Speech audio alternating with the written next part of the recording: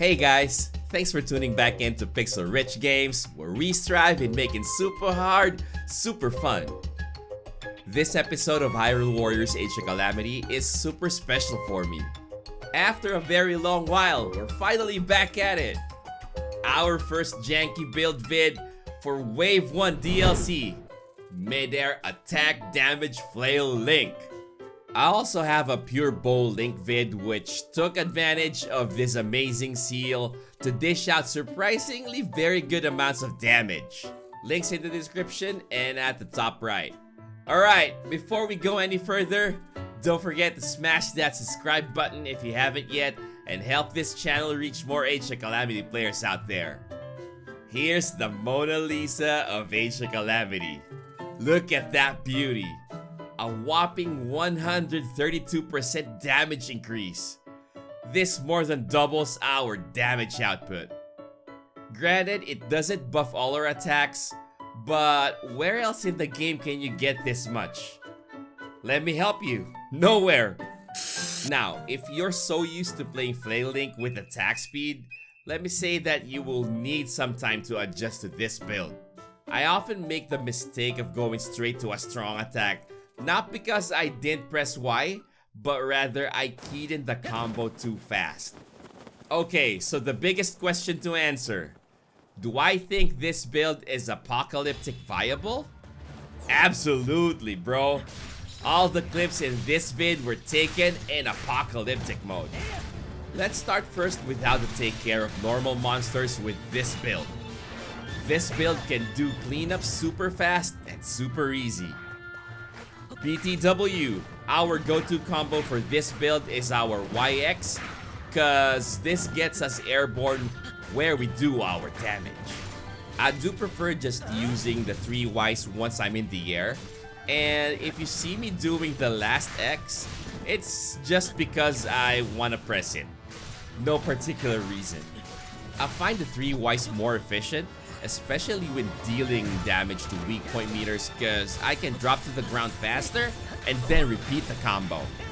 I also sometimes use 3 Ys to X cause it looks cool, but really, YX is all we need.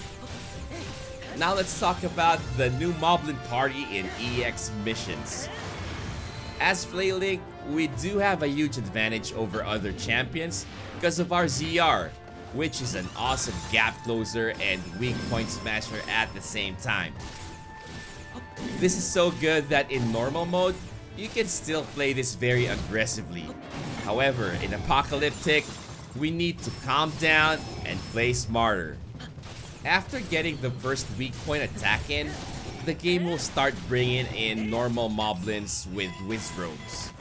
What I do in this situation is leave the boss that I'm fighting and hunt the normal ones instead.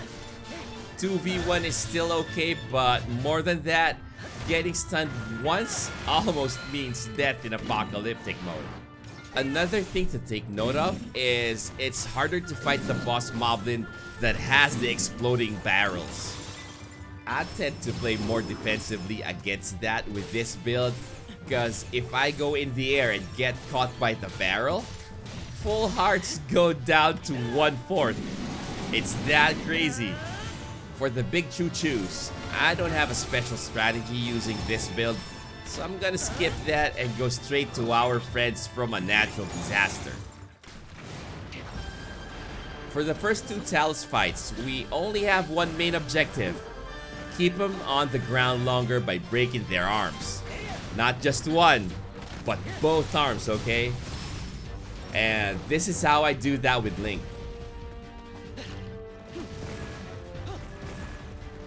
I prefer to backflip twice before activating remote bomb to get enough distance. I try getting the left arm with the first remote bomb so that I can use everything else for the right arm, because for some reason it's harder to hit. Once we bring the rock down, it's time to work it with our air combos to get the full weak point meter. After that, it's all rinse and repeat. Next up is the Hinox. Before the Hinox spawns, we start our 5 Ys to X combo. This will give us enough time to get the stagger hit on the Hinox.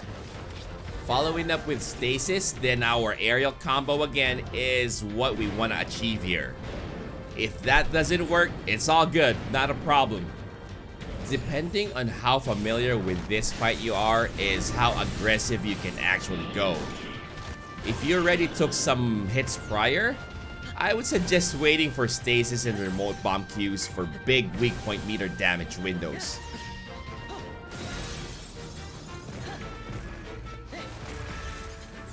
Next up, the Guardian. And for the Guardian, we can play more aggressively with our air combo. One thing to keep in mind is we will be hitting its weak point meter consistently, but we won't be staggering it, so it's also free to hit us back. Other than that, it's an easier fight than the Hinox. Alright, last is our boy, the Lynel. This one's really exciting to do with this build. A bit similar with the Hinox fight, we can opt to just wait for the remote bomb windows. This is good, but after bombing the Lynel, it'll only give us enough time for one air combo rotation. So mixing in as much flurry rushes as we can really helps. What's really fun to do here is catch the Cryonis Q. Usually, I will also deal with this with a flurry rush, but in this case, doing the Cryonis is super good because it also puts us in the air to do our combo and enough time to do another rotation, which can 100 to 0 its weak point meter. Unlike the earlier fights, this time we can also use our ZR, but I usually choose to throw away the weapon because it hinders me from doing the air combo. What I'm saying is, just use it wisely. So, what do you think? Is this build something interesting for you? I know it's still easier to just play with full attack speed, but mixing things up once in a while makes it more interesting. This build is definitely viable for Apocalyptic if you just follow the tips I shared here. Alright, thanks again for watching this video. Stay tuned for more janky fun builds coming your way. Don't forget to subscribe to the channel and like this video if you liked what you saw.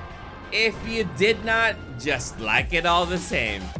Hit that bell to get notified whenever I have new content out. See you on the next vid, guys. Stay healthy, keep safe, and God bless us all.